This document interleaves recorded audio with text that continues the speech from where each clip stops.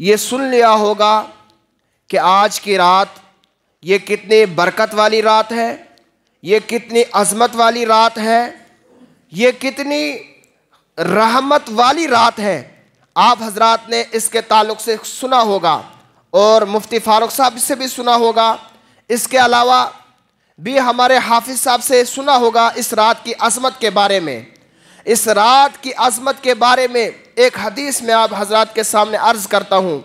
हज़रत आयशा सिद्दीक़ा रज़ियल्लाहु ताला अन्हा फरमाती है, आक़ाए करीम सल्लल्लाहु अलैहि वसल्लम ने फरमाया कि जब शाबान की 15वीं रात होती है, यानी आज की रात, तो अल्लाह रब्बुल इज़्ज़त अब आसमान दुनिया पर अपनी ख़ास तजल्ली फरमाता है।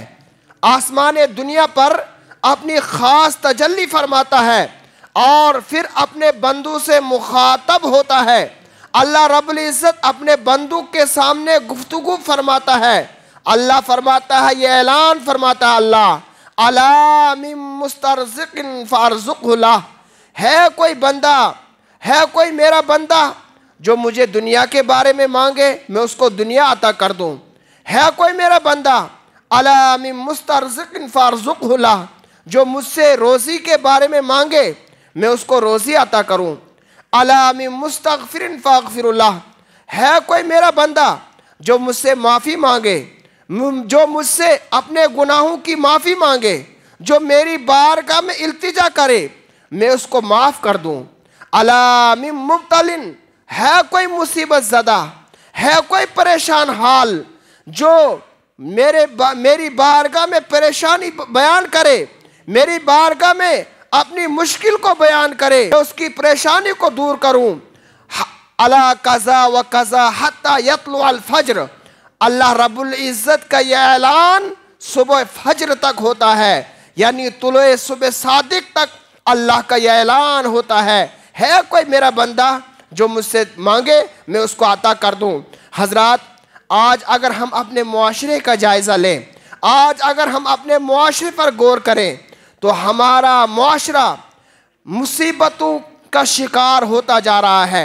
आज हमारे मुआशरे में हर इंसान परेशान हाल दिखाई देता है, हर इंसान तंगदस्ती का शिकार दिखाई देता है।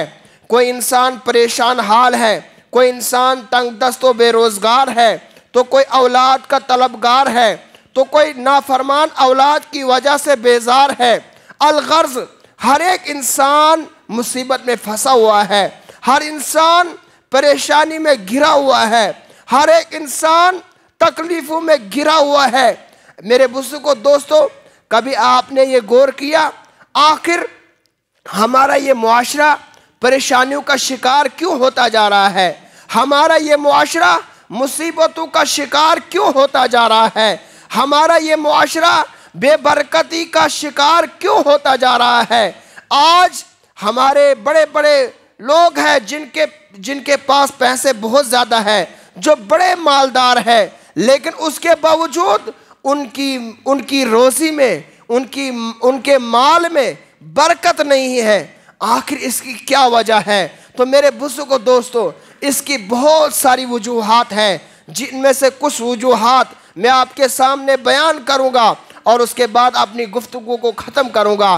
पहली वजूहात जो हमारी तंगदस्ती का सबब है, जो हमारी बेरोज़गारी का सबब है, उनमें से पहला सबब यह है कि हमें जो नेमतें मिली है, हमें जो माल मिला है, हमें जो रोज़ी मिली है, हम उसकी कदर नहीं करते हैं, हम उस पर अल्लाह का शुक्रिया अदा नहीं करते हैं, जिसकी वजह से हमारे माल में बेबरकती होती जा रही है, जिसकी वजह से हमारी रोज़ी में बेबरकती होती जा रही है। मेरे बुज़ुर्गों दोस्तों, आइए मैं बताता हूँ कि हमारे बुजुर्गाने दीन किस तरीके से इस रोज़ी का एहतराम किया करते थे, इस नेमत का, अपनी नेमतों का जो अल्लाह ने उनको नेमतें अता की थी, किस कदर उनका एहतराम किया करते थे। मैं बताता हूँ आपके सामने, एक बहुत बड़े मुहद्दिस, एक बहुत बड़े आलिम गुजरे हैं बगदाद के, जिनका नाम हज़रत सैयदना हुद्बा बिन खालिद रहमतुल्लाह अलैह है। एक मरतबा जो खलीफाए बगदाद, यानी जो बगदाद के बादशाह थे, जिनका नाम हज़रत मामून रहमतुल्लाह अलैह, खलीफा मामून रहमतुल्लाह अलैह ने उस आलिम साहब को अपने घर पर दावत दी, दोपहर के खाने पर बुलाया।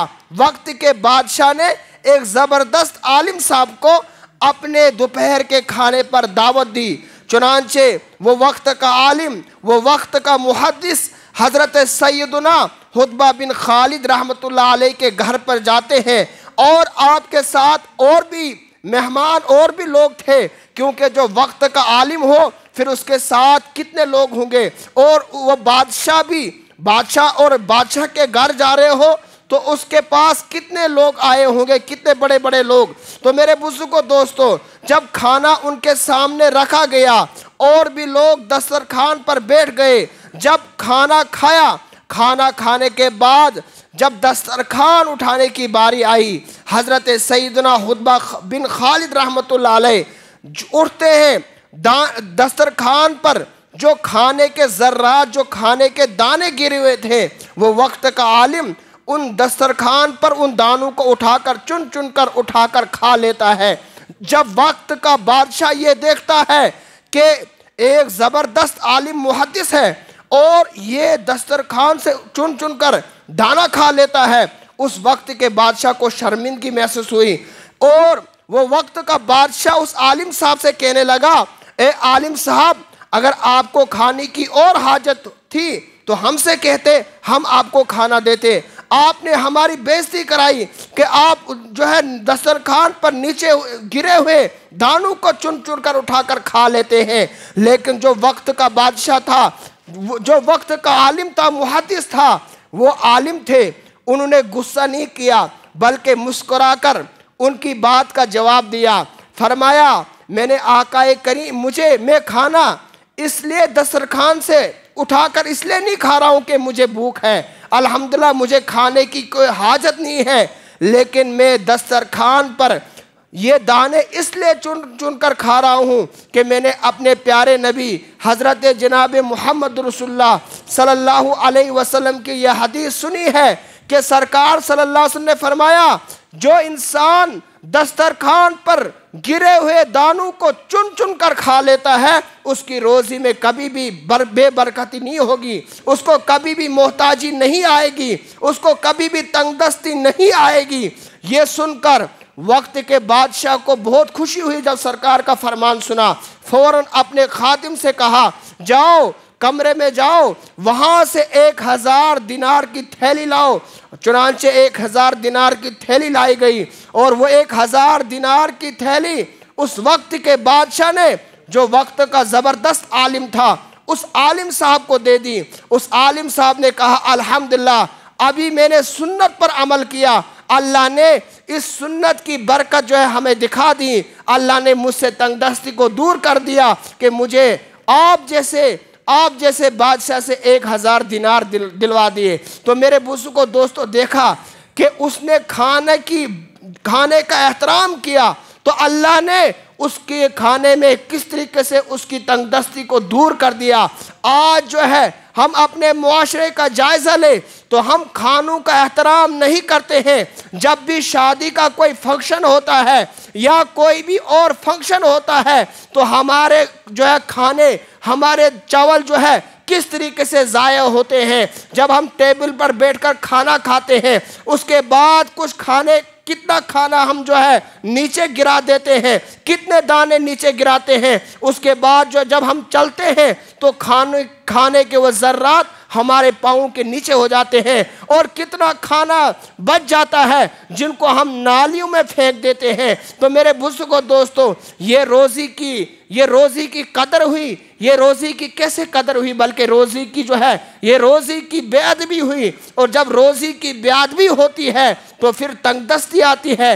हज़रत आयशा सिद्दीक़ा रज़ियल्लाहु ताला अन्हा फरमाती है कि नबी करीम सल्लल्लाहु अलैहि वसल्लम ने फरमाया कि ए आयशा, तुम इस रोटी का अदब एहतराम करो, क्योंकि जब ये किसी कौम से चली जाती है फिर कभी भी वापस नहीं आती है। और इसी तरह हज़रत सैयदना उमर फारूक रज़ियल्लाहु ताला अन्हु ने फरमाया, ए लोगों, अगर तुम चाहते हो तुम्हारे खानों में बरकत हो तो आकाए करीम सल्लल्लाहु अलैहि वसल्लम ने फरमाया, जब भी खाना खाओ तो इकट्ठे होकर खाना खाओ, जब भी खाना खाओ तो बिस्मिल्लाह पढ़ कर के खाने खाओ। इसी तरह एक और हदीस है, सहाबाए कराम ने आकाए करीम सल्लल्लाहु अलैहि वसल्लम की बारगाह में हाजिर होकर अर्ज किया, या रसूलुल्लाह सल्लल्लाहु अलैहि वसल्लम, हम खाना खाते हैं लेकिन हमारा पेट जो है वो नहीं भरता है। हम खाना बहुत खाते हैं लेकिन हम शिकम शेर नहीं होते हैं, इसकी क्या वजह है?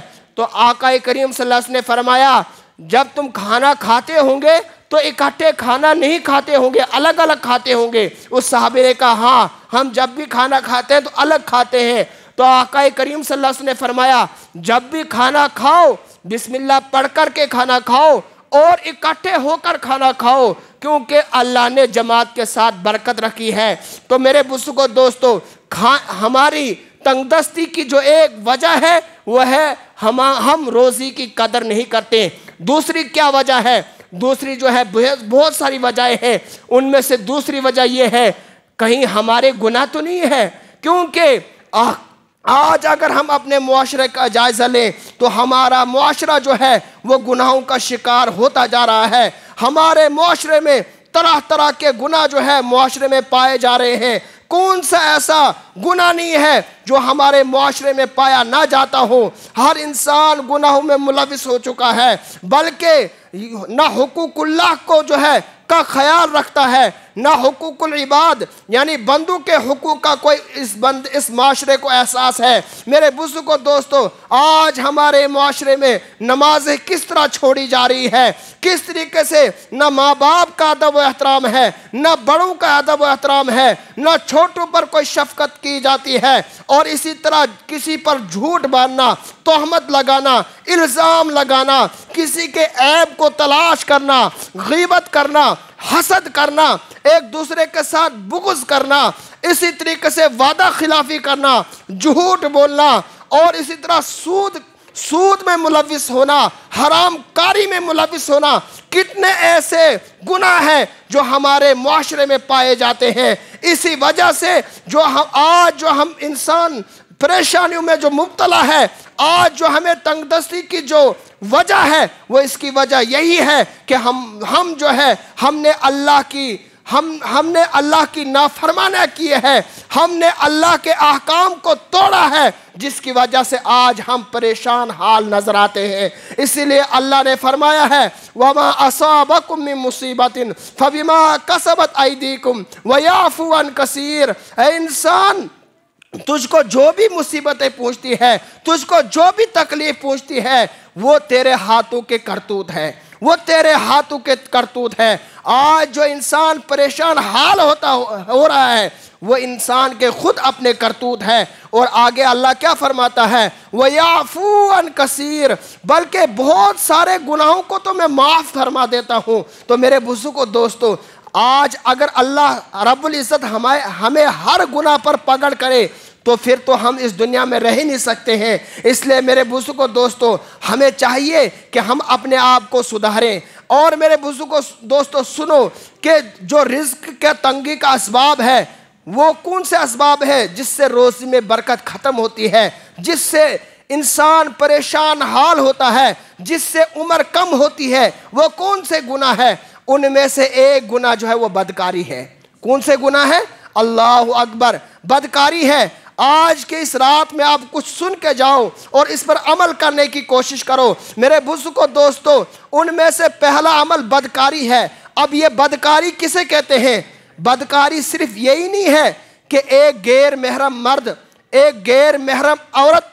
आपस में मिले और वो नाजायज़ काम में मुलविस हो, सिर्फ यही बदकारी नहीं है, बल्कि बदकारी के जो असबाब है, वो बदकारी के असबाब अगर इंसान अपनाए वो भी बदकारी में शामिल है। मिसाल के तौर पर आज हमारा मुआशरा, हमारे मुआशरे की जब बेटियां, हमारे मुआशरे की जब माँ बहनें जब बाज़ार में निकलती है, जब दुकानों में निकलती है, जब कोई चीज़ खरीदने के लिए निकलती है, तो उनका लिबास, उनका तहजीब व तमद्दुन कैसा होता है। ज़रा गौर करें कि इस्लाम ने हमें किस तरीके से लिबास रखने का हुक्म दिया था। हमारे मुआशरे की जब माँ बहनें बाज़ार जाती है, दुपट्टा जो सर में रखने के बजाय रखने के लिए था, वो सर में रखने के बजाय कंधे पर उठाकर चलती है। और लिबास, कैसा लिबास पहनती है? ऐसा लिबास पहनती है जिससे उसका सारा जिस्म नजर आता है।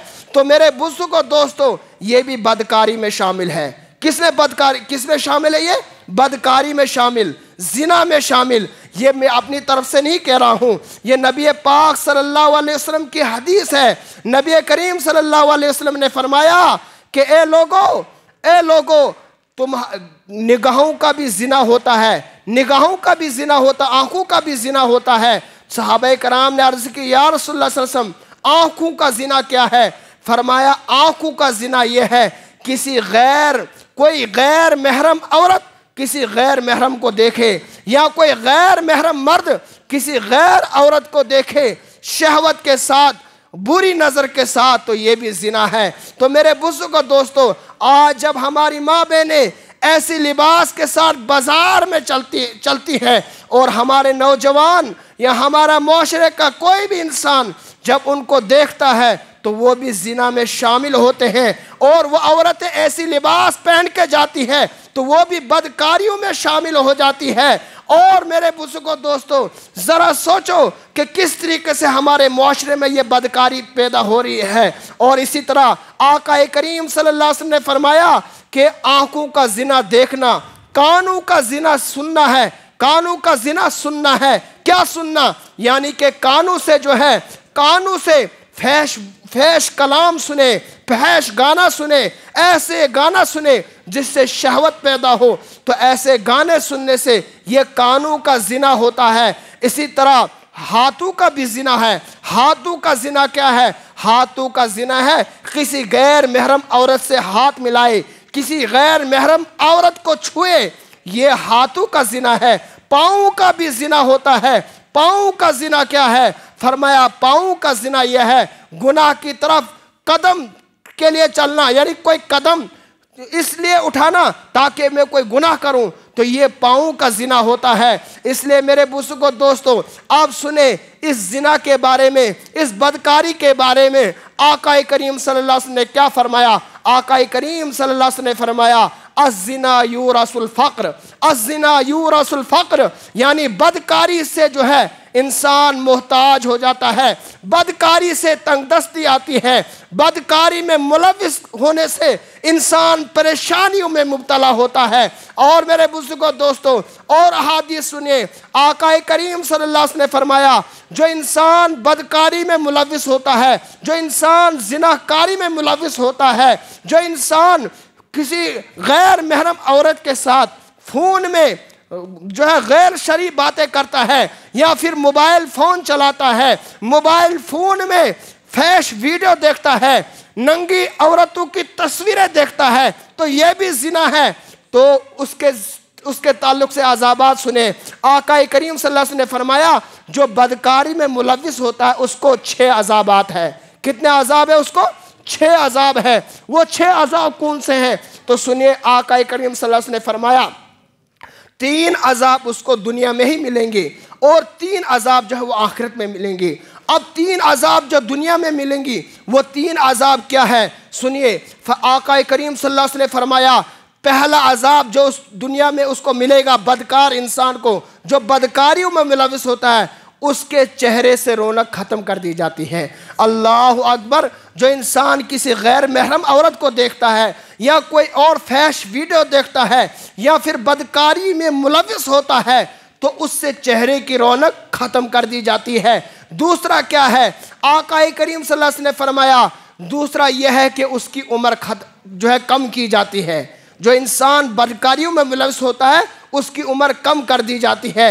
यानी अगर उसकी उम्र जो है 60 साल है, उसकी उम्र 70 साल उसके मुकद्दर में लिख दी गई है, लेकिन अगर वो गुनाहों में मुलविस होता है तो उसकी उम्र कम कर दी जाती है। 70 साल से उसकी उम्र 40 साल तक ही कर दी जाती है। जो इंसान बदकार, ये मेरा कौल नहीं है, यह आका करीम सल्लल्लाहु अलैहि वसल्लम का फरमान है। और हमारा अकीदा है कि ज़मीन अपनी जगह से हिल सकती है, आसमान जो है वो टल सकता है, लेकिन आका करीम सल्लल्लाहु अलैहि वसल्लम की बात कभी नहीं टल सकती है। तो मेरे बुजुर्गों दोस्तों, ये आका करीम सल्लल्लाहु अलैहि वसल्लम का फरमान है कि जो इंसान बदकारी में मुलविस होता है, एक तो उसको चेहरे से रौनक उसकी ख़त्म कर दी जाती है, दूसरा यह है कि उसकी उम्र जो है कम की जाती है। तीसरा गुनाह, तीसरा अजाब क्या है जो उसको दुनिया में मिलता है? तो आका करीम सल्लल्लाहु अलैहि वसल्लम ने फरमाया तीसरा अजाब यह है कि उसकी रोज़ी में बेबरकती हो जाती है। अल्लाह अकबर, उसकी रोज़ी में बेबरकती हो जाती है। इसी तरह एक और हदीस है, आका करीम सल्लल्लाहु अलैहि वसल्लम ने फरमाया मुझे अपने इज़्ज़त व जलाल की कसम कि जो इंसान बदकार है उसको मैं ज़रूर तंग दस्त करूँगा। अल्लाह ने फरमाया उसको मैं ज़रूर तंग दस्त करूँगा, अगरचे कुछ अरसे के बाद ही सही, यानी कि कुछ अरसे के बाद ही सही, लेकिन जो बदकार इंसान है उसको वो ज़रूर किसी न किसी मुसीबत में मुब्तला होगा, वो ज़रूर किसी न किसी परेशानी में मुब्तला होगा। और आखिरत का क्या अजाब है? आखिरत के 6 अजाब क्या, 3 अजाब क्या है? तो आका करीम सल्लल्लाहु अलैहि वसल्लम ने फरमाया आखिरत के 3 अजाब ये है कि जब उसको कब्र में डाला जाएगा तो उसकी कब्र उसके लिए तंग कर दी जाएगी। अल्लाह अकबर, कब्र का तंग होना ये कोई कम अजाब नहीं है। उसके बाद दूसरा अजाब क्या होगा?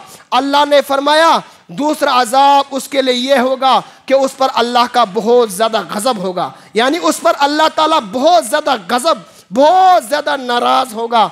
जब अल्लाह ताला किसी बंदे पर नाराज़ होगा, जब अल्लाह उस पर अपने नजरे गज़ब उस पर फरमाएगा, तो वह इंसान कैसा बच सकता है? इसलिए मेरे बुजुर्गों दोस्तों, हमें चाहिए हम इस बदकारी से आज की रात में तमाम हमारे नौजवान जो है ये अहद करें कि आज के बाद अगर हमसे गलतियाँ हुई है, अगर हमने किसी गैर महरम को देखा है शहवत के साथ, आज के बाद कभी भी ना देखेंगे। और मेरे बुजुर्गों दोस्तों, एक और हदीस मुझे याद आ गई, जब कोई बदकार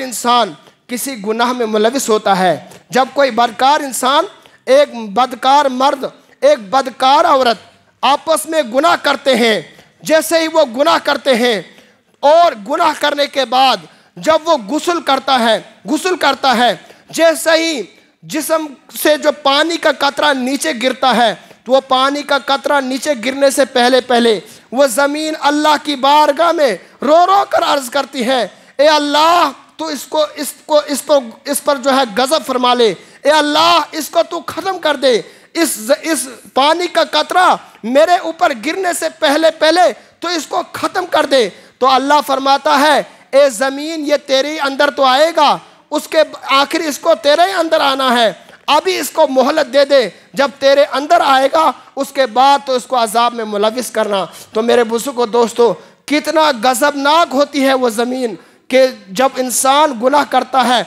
उसके बाद गुस्ल का जो पहला कतरा उसको पानी का वो पहला कतरा ज़मीन पर गिरता है, ज़मीन भी जो है रोती है कि ये पानी का कतरा, गंदा कतरा मेरे ऊपर क्यों गिरा। इसलिए मेरे बुजुर्गों दोस्तों, आज की रात हमें जो है इस काम से जो है, इस बुरे काम से जो है सच्चे दिल से तौबा करना चाहिए।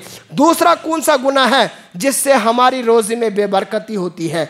दूसरा गुनाह जिससे हमारी रोज़ी में बेबरकती होती है वो है सूद। वो क्या है? सूद। मेरे बुजुर्गों दोस्तों, सूद जो है ये कितना बड़ा गुनाह है। आज हमारे माशरे में ये सूद की वबा भी जो है बहुत बुरी तरीके से फैलती जा रही है। आज हमारा माशरा इस सूद से भी जो है, सूद में भी मुलविस हो चुका है। और आज अगर हम किसी से उधार लेते हैं वो तब तक उधार नहीं देता जब तक जो है वो सूद नहीं लेता। अब मेरे बुजुर्गों दोस्तों सुने, आका करीम सल्लल्लाहु अलैहि वसल्लम ने क्या फरमाया, इय्याकुम वर्रिबा फइन्नहु युरसुल फ़क्र। ए लोगों, सूद से बचो, इसलिए कि सूद से जो इंसान मुलविस होता है सूद में, उसकी रोज़ी में बरकत ख़त्म कर दी जाती है। अगरचे बज़ाहिर उसके पास माल आता है लेकिन उससे बेबरकती हो जाती है। उसको अल्लाह ताला फिर तरह तरह की मुसीबतों में मुलविस कर देता है। उसको पता ही नहीं चलता है कि मेरा माल आता तो है लेकिन वो परेशानियों में ही ख़त्म हो जाता है, वो बीमारियों में ही लग जाता है। और इसी तरह आका करीम सल्लल्लाहु अलैहि वसल्लम ने फरमाया सूद कितना बड़ा गुनाह है। ज़रा तवज्जो फरमाए कि सूद कितना बड़ा गुनाह है। आका करीम सल्लल्लाहु अलैहि वसल्लम ने फरमाया सूद का अदना दर्जा यह है, यानी सूद का गुनाह का अदना दर्जा यह है, जिसने सूद का 1 दिरहम खाया, जिसने सूद का 1 दिरहम खाया, गोया उसने अपनी माँ से 70 मरतबा जिना किया। अल्लाहु अकबर, अस्तगफिरुल्लाह। मेरे बुजुर्गों दोस्तों, कितना बड़ा सूद का गुनाह है। एक और अल्लाह का कुरान है, अल्लाह फरमाता है या अय्युहल्लज़ीना आमनुत्तकुल्लाह वज़रू मा बक़िया मिनर रिबा इन कुंतुम मुमिनीन। ऐ ईमान वालो, अल्लाह से डरो और सूद से बचो। अगर तुम ईमान वाले हो तो सूद को छोड़ दो, सूद को बचो। अगर तुम सूद को नहीं छोड़ते हो फ़इल्लम तफ़अलू फ़अज़नु बिहर्बिन मिनल्लाहि व रसूली। अगर तुम सूद से नहीं बचते हो फिर अल्लाह और उसके रसूल के साथ जंग के लिए तैयार हो जाओ। अल्लाह अकबर। क्या कोई अल्लाह और उसके रसूल के साथ जंग कर सकता है? किसी की ताकत है कोई अल्लाह और उसके रसूल के साथ जंग करे? नहीं कर सकता। तो गोया कि जो सूद खाता है, अल्लाह फरमाता है फिर वो मेरे और रसूल के साथ जंग के लिए तैयार हो जाए।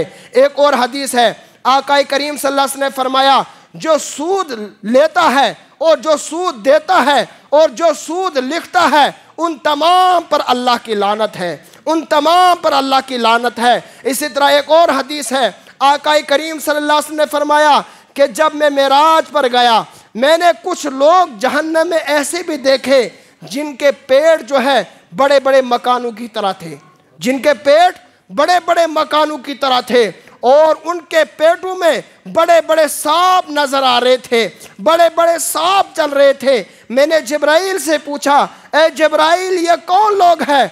तो हजरत जिब्राइल ने फरमाया या रसूलुल्लाह सल्लल्लाहु अलैहि वसल्लम ये वो लोग हैं जो सूदी कारोबार किया करते थे, जो सूद खाया करते थे। इसलिए मेरे बुजुर्गों दोस्तों, आज के दिन इस शबे बारात की मजलिस से हम ये अहद करके जाए कि हम कभी भी सूद का लेन देन नहीं करेंगे, न रिश्वत का लेन देन करेंगे। और मेरे बुजुर्गों दोस्तों, आज हम माल कमाते हैं लेकिन हम ये ध्यान नहीं रखते हैं कि हम हलाल तरीके से माल कमाते हैं या हराम तरीके से माल कमाते हैं। आज हम हलाल और हराम का फ़र्क नहीं करते हैं। तो मेरे बुजुर्गों दोस्तों, याद रखें, अगर तुम्हारे हलाल माल में 1 दिरहम जो है वो हराम माल मिल गया तो वो तुम्हारा सारा माल जो है हराम है, और उस हराम माल से तुम जो भी इबादत करोगे तुम्हारी कोई भी इबादत काबिल कबूल नहीं होगी। हज़रत सैयदना अब्दुल्लाह इब्न मसूद रज़ियल्लाहु ताला अन्हु से रिवायत, आका करीम सल्लल्लाहु अलैहि वसल्लम ने फरमाया कि जिसने 10 दिरहम में कपड़ा खरीदा, कितने दिरहम में? 10 दिरहम में कपड़ा खरीदा, उनमें से 9 दिरहम जो है वो हलाल के हैं, 1 दिरहम जो है वो हराम का है। कपड़ा खरीदा, 9 दिरहम हलाल के हैं, 1 दिरहम हराम का है। जब तक वो कपड़ा उसके जिस्म में लगा रहेगा, उस कपड़े को पहनकर वो जो भी इबादत करेगा, जो भी नमाज पढ़ेगा, उसकी कोई नमाज अल्लाह की बारगाह में कबूल नहीं होगी। अल्लाहु अकबर। अब हम अपने मुआशरे पर गौर करें कि हम कितने हराम और हलाल का हम फ़र्क ही नहीं करते हैं। आज हमारे जो मुलाजम तबका है, चाहे वो किसी भी महकमे में हो, वो रिश्वत का किस तरीके से वो लेन देन करता है। वो तब तक किसी गरीब का काम नहीं करता जब तक जो है उससे 200-100 रुपया या ज़्यादा रुपया उससे ना ले। हालांकि उसको उस काम के करने की तनख्वाह भी मिलती है, लेकिन उसके बाद भी जो है वो हराम पैसा लेता है। अब मेरे बुजुर्गों दोस्तों, याद रखें, जो उसने हराम पैसा लिया, किसी ने भी हराम पैसा लिया, अब वो हराम पैसे से वो चाहेगा कि मैं उसको अल्लाह की राह में खर्च करूं, मैं उसको मदरसे में दूं, मैं उसको मस्जिद में दूं। आका करीम सल्लल्लाहु अलैहि वसल्लम ने फरमाया गोया उसने अगर वो किसी मस्जिद में देगा या मदरसे में देगा, गोया उसने पाक कपड़े को पेशाब से धोने की कोशिश की।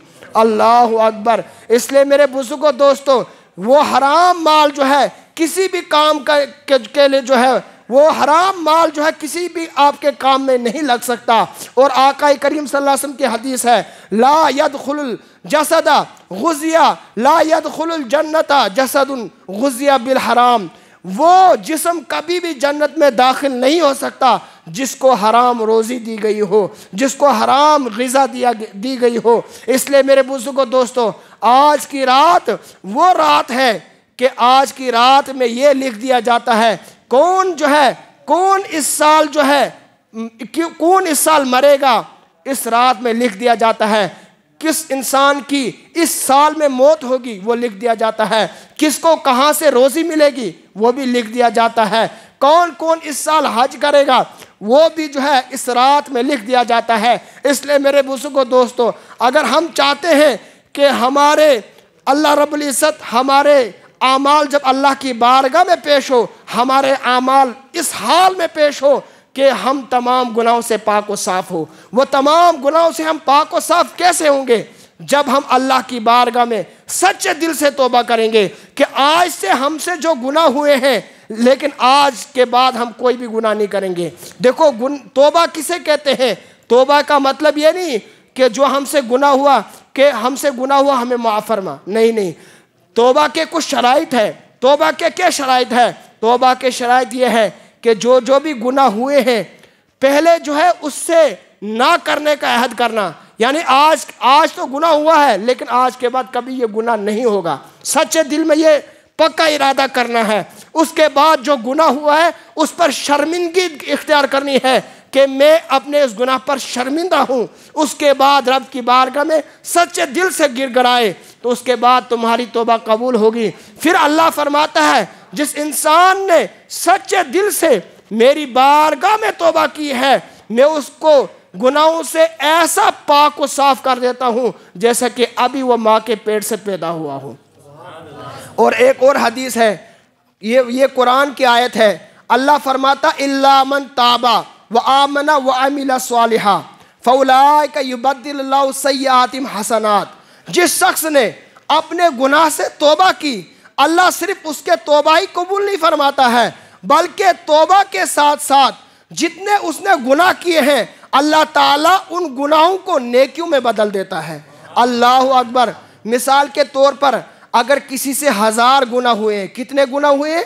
1000 गुनाह हुए हैं। अब रब की बारगाह में सच्चे दिल से वो तौबा कर रहा है, तो रब ताला उसकी तौबा को भी कबूल फरमा देता है और उसके 1000 गुनाहों को मिटाकर उसको 1000 नेकियों में बदल देता है। तो मेरे बुजुर्गों दोस्तों, वो रब ताला वो कितना मेहरबान है अपने बंदों पर, वो कितना करीम है अपने बंदों पर, लेकिन उसके बावजूद हम गुनाह पर गुनाह करते जा रहे हैं। इसलिए मेरे बुजुर्गों दोस्तों, आज की रात में हर इंसान की बख्शिश होती है। कितनी होती है? हर इंसान की बख्शिश। अल्लाह फरमाता है, इन्नल्लाह अज़्ज़ा व जल्ला युनज़्ज़िलु लैलतन निस्फ़ी मिन शाबान। यानी अल्लाह तबारक व तआला आसमान दुनिया पर 15वीं शाबान में जलवा तजल्ली फरमाता है। क्या फरमाता है? तजल्ली फरमाता है। फिर उसके बाद अल्लाह तबारक व तआला इंसान के गुनाहों को बनी कल्ब की बकरियों के तादाद से भी ज़्यादा बख्श देता है। बनी कल्ब की बकरियों के तादाद से भी ज़्यादा बख्श देता है। ये बनी कल्ब क्या है? बनी कल्ब जो अरब में एक कबीला था जो बकरियां चराया करता था। जिस तरह आज के दौर में बकरवाल है जो बकरियां चराया करते हैं, उस दौर में उनको बोलते थे बनी कल्ब। क्या नाम था उनका? एक कबीला था जिसका नाम बनी कल्ब था, जिसको बहुत ज़्यादा, उस कबीले में बहुत ज़्यादा बकरियां थी और ऐसी बकरियां थी कि उनके जिस्म में बहुत ज़्यादा बाल थे, बहुत ज़्यादा बाल थे। तो अल्लाह ने उस कबीले की बकरियों के बालों की मिसाल दी कि उस कबीले में जितनी बकरियां हैं, उनके जिस्म में जितने भी बाल हैं, उन बालों के तादाद से भी ज़्यादा मैं इस रात में अपने गुनाहगार बंदों को बख्श दूंगा। अल्लाह अकबर। लेकिन मेरे बुजुर्गों दोस्तों, अल्लाह ने फरमाया कुछ बदनसीब ऐसे हैं जो इस रात में बख्शे नहीं जाएंगे। अल्लाह अकबर। इस रात में भी बख्शे नहीं जाएंगे। कुछ ऐसे बदनसीब हैं। वो बदनसीब कौन है? उनमें से पहला वो है जो अल्लाह के साथ किसी को शरीक ठहराए, जो अल्लाह के साथ किसी को शरीक ठहराए, यानी अल्लाह को भी माने, अल्लाह के अलावा किसी को भी माने, जो कहे कि जिसको मानता हो, यानी किसी बुत को पूछता हो, किसी चीज़ को पूछता हो, उसको भी खुदा मानता हो, यह शिर्क। तो ये शिर्क भी बहुत बड़ा गुनाह है। जब तक वो अपने इस शिर्क से तौबा ना करे, तब तक वो इस रात में महरूम है। उसको इस रात की कोई भी रहमत, कोई भी बरकत इस रात में उसको नहीं मिलेगी। इस रात की बख्शिश से जो है वो महरूम हो जाएगा। दूसरा कौन इंसान है? दूसरा वो इंसान है जो अपने माँ बाप का नाफरमान है। अल्लाह अकबर। लिहाजा जो भी अपने माँ बाप का नाफरमान हो, जो भी जवान, उसको चाहिए माँ बाप को पहले मनाए, उसके बाद रब की बारगाह में गिड़गिड़ाए। वरना अगर उसके माँ बाप नाराज़ है तो इस रात में अगर वो गिड़गिड़ा कर भी दुआ करे तब भी उसकी दुआ कबूल नहीं होगी, वो इस रात में महरूम रहेगा। दूसरा कौन सा इंसान है? फरमाया उनमें से एक इंसान वो है जो जिना में मुलविस होता है। अल्लाह अकबर। लिहाजा अगर आप चाहते हो कि हम जो है इस रात में, हमें भी इस रात से जो है बरकत मिले, अगर आप चाहते हो कि हमारे गुनाह मिट जाए, तो आज से सच्चे दिल से तौबा करें कि आज के बाद अगर हम बदकारी में, जिना में मुलविस थे, आज के बाद कभी ना होंगे। अगर आप चाहते हो इस रात से फैज़याब होना। और दूसरा कौन सा इंसान है? फरमाया दूसरा वो इंसान है जो नाजायज़ माल हासिल करता है।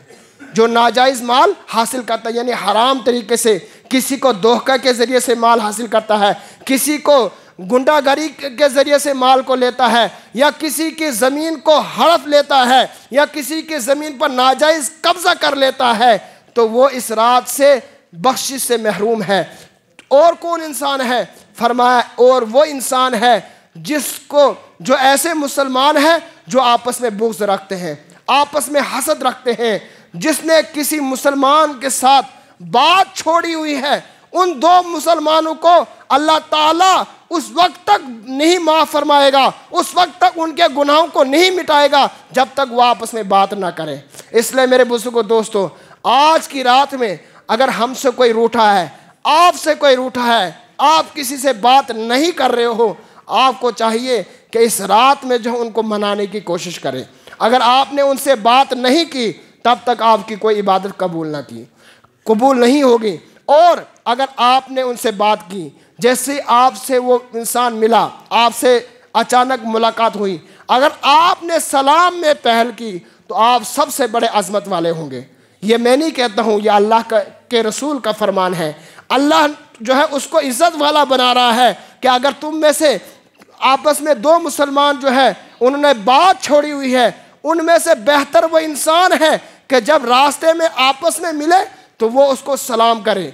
जो सलाम पहल करे वो तुम में से सबसे अफजल इंसान है। इसलिए मेरे बुजुर्गों, दोस्तों, हमें चाहिए कि अपने दिल से हसद को निकाल दे, अपने दिल से कीना निकाल दे, अपने दिल से बुग़्ज़ निकाल दे। अगर आप चाहते हो कि इस रात में फैज़याब होना, इस रात में बख्शिश होना। इसलिए मेरे टाइम जो है ज़्यादा हो चुका है, तो मैं अपने बयान को यहीं पर ख़त्म करना चाहता हूँ। आप लोगों से इल्तिजा है कि आप लोग इन बयान को जो है सुनकर खुद भी अमल करें और दूसरों को भी अमल करने की तरकीब दे दे।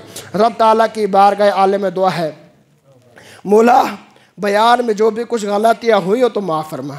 मौला कहने सुनने से ज़्यादा हमें अमल की तौफीक अता फरमा।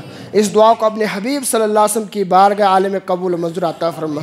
मौला हमारे मुआशरे में बुराइयों से हमारे मुआशरे को पाक व साफ़ कर दे। मौला हर किस्म की बुराइयों से हमारे मुआशरे को पाक व साफ़ कर दे। मौला यहाँ पर जो हाज़रीन हैं, इनकी जो भी नेक जायज़ तमन्नाएँ हैं, इनकी तमन्नाओं को पूरा अता फरमा। मौला इनके जो भी आइज़ा अक़रीबा इस दुनिया से रहलत कर चुके तमाम की मग़फ़िरत अता फरमा। बिलख़ुसूस मौला यहाँ के संगलदान के ज़ीनत हज़रत मौलाना अब्दुल हमीद साहब और उनके वालिद साहब, उनकी वालिदा, मौला उन तमाम की मग़फ़िरत अता फरमा। मौला आज की इस रात के सदक़े से उनके तमाम गुनाह सग़ाइर कबाइर को मिटा दे। मौला उनको जन्नतुल फिरदौस में आला से आला मकाम अता फरमा दे। मौला इस दुआ को अपने हबीब सल्लल्लाहु अलैहि वसल्लम के सदक़े तौफ़ीक़ कबूल मंजूर अता फरमा। अल्लाहुम्मा रब्बना व तुब अलैना इन्नका अंतत तव्वाबुर रहीम बिरहमतिका या अरहमर राहिमीन बिहक़्क़ि ला इलाहा इल्लल्लाहु मुहम्मदुर रसूलुल्लाह।